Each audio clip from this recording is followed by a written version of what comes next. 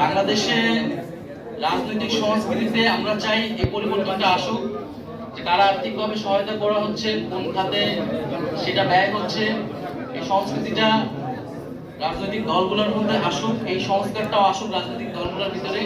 আমাদের জায়গা থেকে আমরা এটা দাবি করছি। এককভাবে এই সংস্কৃতি কিন্তু আমাদের পক্ষে দেওয়া করা সম্ভব নয়। আমাদেরকে কারা সহযোগিতা করতেছে আর্থিকভাবে, আমরা যদি তাদের নাম প্রকাশ করি, তারা যে কোনো ধরনের ক্ষতির শিকার হবে না সেই নিশ্চয়তা সরকার থেকে দিতে হবে। আসলে সেই কালচারটা আসলে বাংলাদেশে এখনো তৈরি করা যায় না, কিন্তু আমরা চাই সেই কালচারটা হোক এবং সকল রাজনৈতিক দলই সেই সংস্কৃতি গ্রহণ করুক। দ্রব্যমূল্য নিয়ে এখানে আমার মনে হয় যে আমার সাথে যারা আছেন তারা এর আগেও থেকে নাগরিক কমিটি আন্দোলনের জায়গা থেকে বারবার বলেছেন, এবং গতকাল আমরা ইফতার প্রোগ্রামে বলেছি দ্রব্যমূল্য, তেলের দাম এবং ঈদের বাজার যাতে নিয়ন্ত্রণে থাকে। আমরা যেসব অলিগার্ড ছিল বাংলাদেশে, যারা দুর্নীতিবাজ, লুটেরা, ব্যবসায়িক শ্রেণী ছিল, আমরা কখনোই তাদেরকে সমর্থন করি না, করবো না।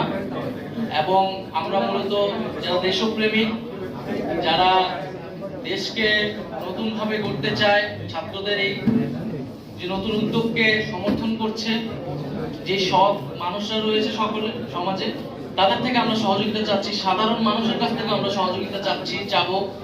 আমরা রিক্সাওয়ালা থেকে শুরু করে সমাজের সকল শ্রেণী পেশার মানুষের কাছে যাব আর্থিক সহায়তার জন্য, কারণ আমরা মনে করি এটা জনগণের দল এনসিপি, এবং জনগণের অর্থতেই এটি আসলে পরিচালিত হবে।